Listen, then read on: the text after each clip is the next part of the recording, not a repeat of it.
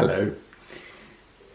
Another week that we've been in lockdown, and I'm afraid that there's more of those to come yet before we can be out and about and doing all the things that we would like to be doing. Not easy, depending on circumstances, but it is necessary. I know we'd love to be in church, worshipping in the usual way rather than sitting watching videos and doing other things, but for the time being this is how it has to be, and I'm afraid that that's going to carry on for a while. But let's make the best of it.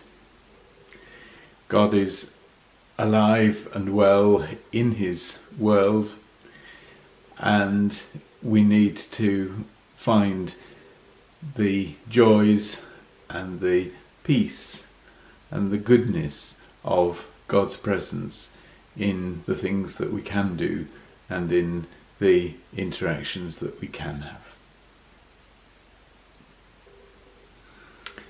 Coming to the Blue Tits update for this week, the nest is getting really busy now.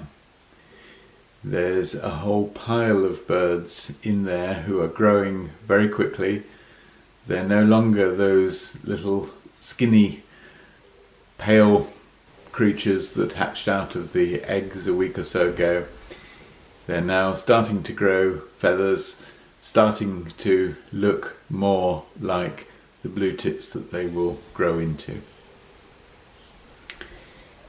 It's fascinating to watch them.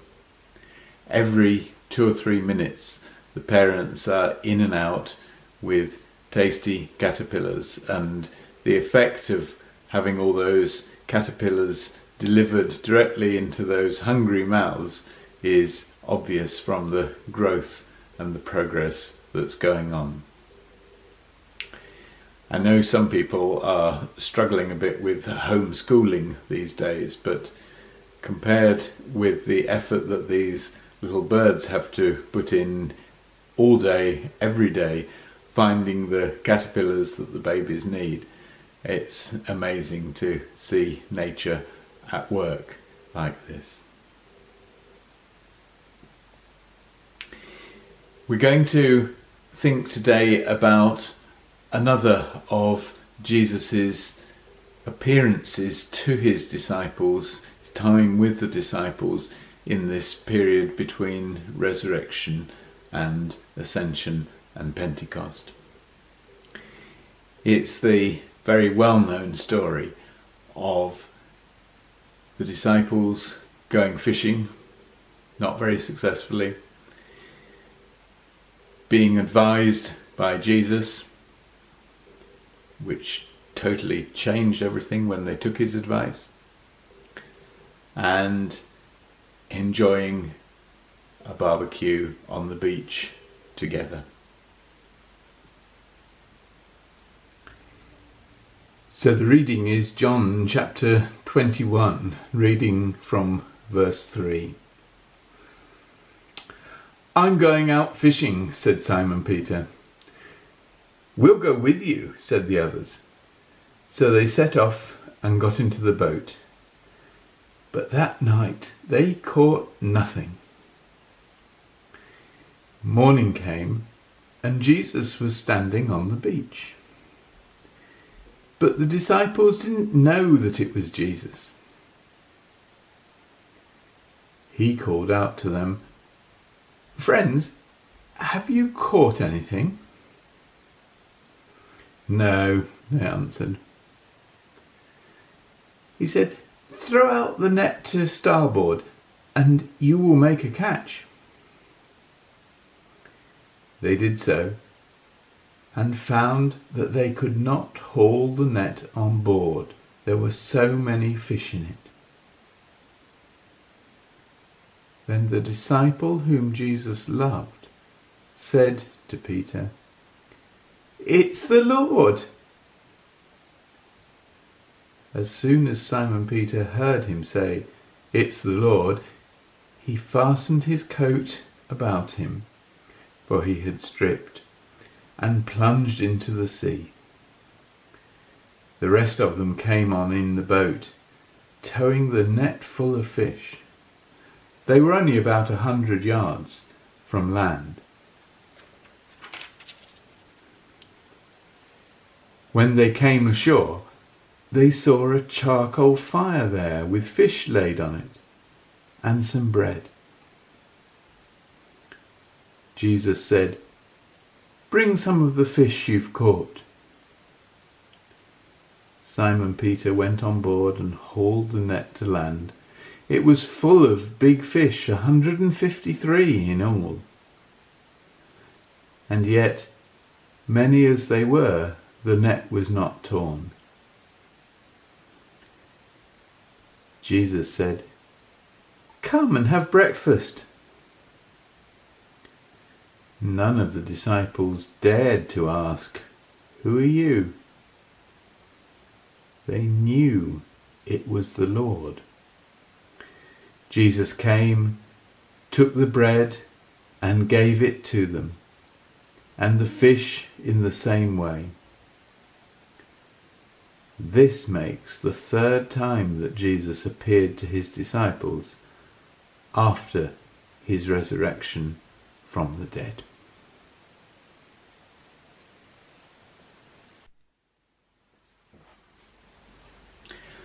When our kids were little, we were living in West Africa, and we were just a couple of 100 yards or so from the beach, which was a lovely place to be with small children and tropical sunshine and beautiful weather.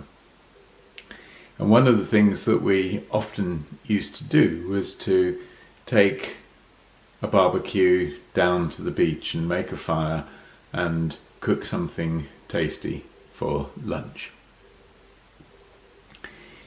Of course, that's quite evocative. I can still imagine the smells of food cooking over the fire, hear the sound of the waves on the shore, memories of happy times. And when we hear that account in John's Gospel of the disciples encountering Jesus while they were out fishing and then coming back on shore to enjoy that charcoal grilled fish that he shared with them, it's a lovely human story. Meal times are important. They're times when, in one way or another, we all have memories of sitting down with other people, maybe for special occasions, maybe just ordinary everyday meals. But that act of eating together is really an important part of being human.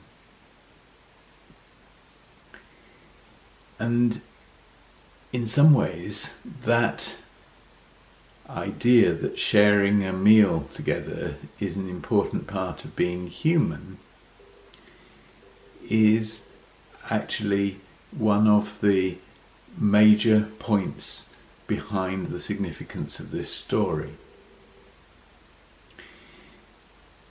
We've seen in the various ways that Jesus appeared to his disciples after the resurrection, whether it was coming into the locked room, whether it was letting Thomas feel the wounds in his side, and now eating together with his friends.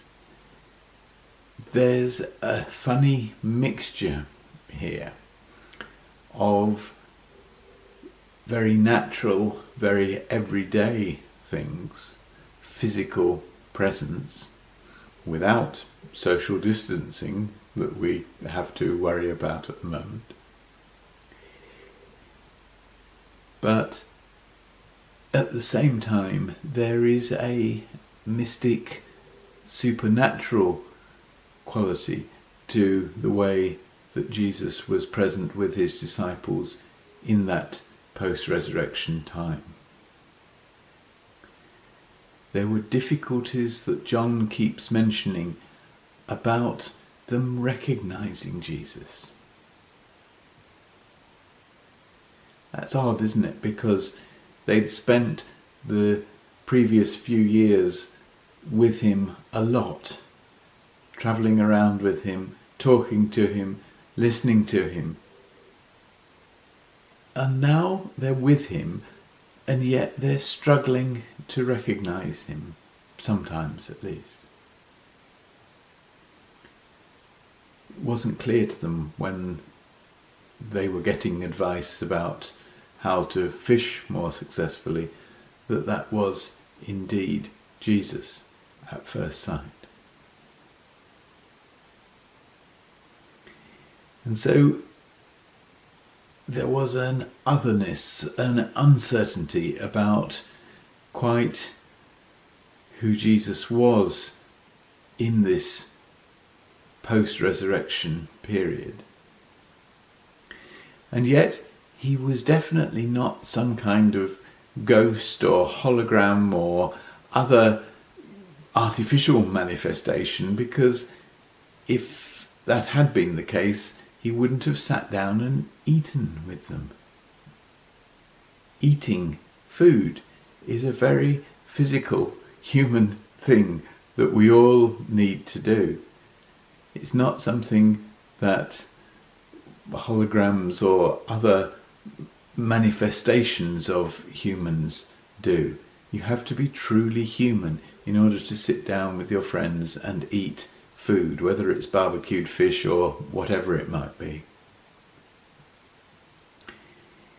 So John was at the same time emphasizing both the humanness of the risen Jesus and the mystic otherness of his presence as well, and trying to get to grips, I think, with what the two together meant in this time after he'd risen from the tomb.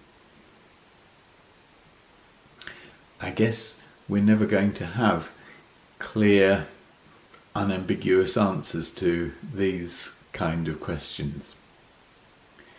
We weren't there, of course. These were very special moments for Jesus' friends. Encountering him physically, and yet knowing that he had been killed and had risen again from the dead. Not business as usual. And of course we can make connections with details of the story. We can allegorize the fishing trip in the sense of firstly being unsuccessful, the disciples trying to attract and capture the fish, but failing to do it until they listened to Jesus and took note of what he said and simply tried fishing on the other side of the boat. A lot of people, of course, have used that story as a justification for the whole approach that the church needs to make towards evangelism and outreach. It's not us in our own power and cleverness who reach out to people and expect them to just come in, haul them in like you might haul in a lot of fish in a net. If we try and do that on our own, it doesn't work. But if we listen to Jesus, if we take note of how he wants us to do something, then things can be very different. And in the story, of course, the metaphor is as simple as, do you put your nets down on one side of the boat or on the other side of the boat? Maybe that's a huge oversimplification, but you get the point. It was that basic practical advice from Jesus that made all the difference, even though these guys were experienced professional fishermen. They weren't messing about doing a little bit of, amateur fishing, not really knowing how to do it. These were professionals. And yet they totally failed in the first instance and succeeded beyond their wildest dreams in the second instance when they put the net down on the other side. And of course, if you've brought a big catch of fish out of the sea onto the beach, what is more natural than sharing some of it, cooking some of it, and making a fire to do that?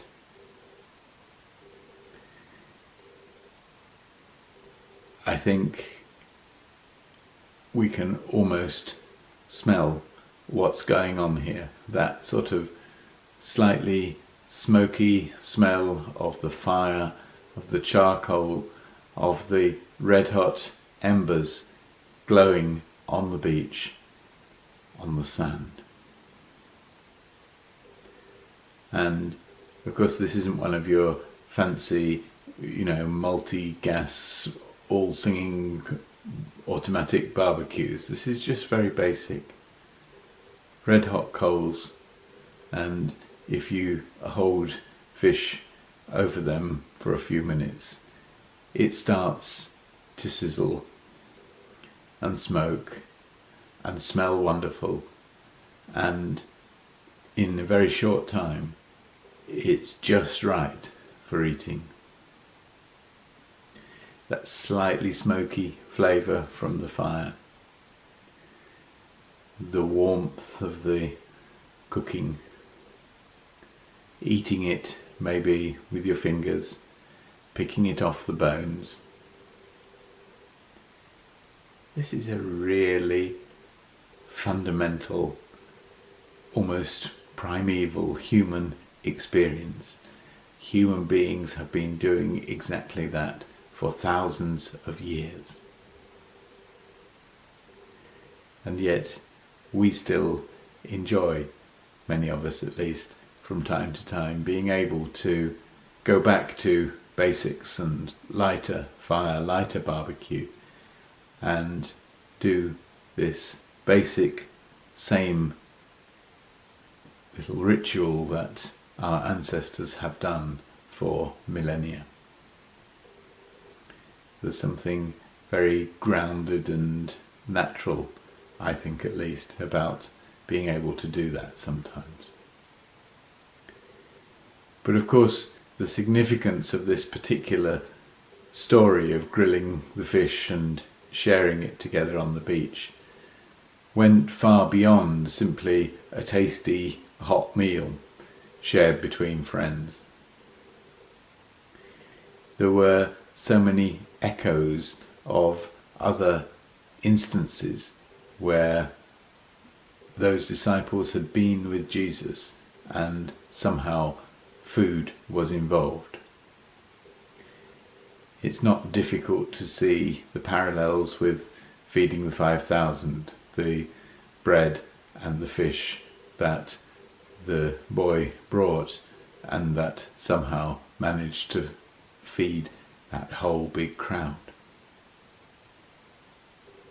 It's also not difficult to see the echoes in this sharing of grilled fish on the beach between Jesus and his friends. It's not difficult to see the echoes of that special meal in that upper room on the night before he was killed. So we keep kind of picking up little bits of the jigsaw and seeing how they fit together. But the overwhelming message of this story, as indeed has been the overwhelming message really in the weeks since Easter, is that Jesus was killed and yet was also alive. This wasn't the end. He could still do very human things like eating, like talking to his friends. Now that's a really important message from the whole Easter story of resurrection.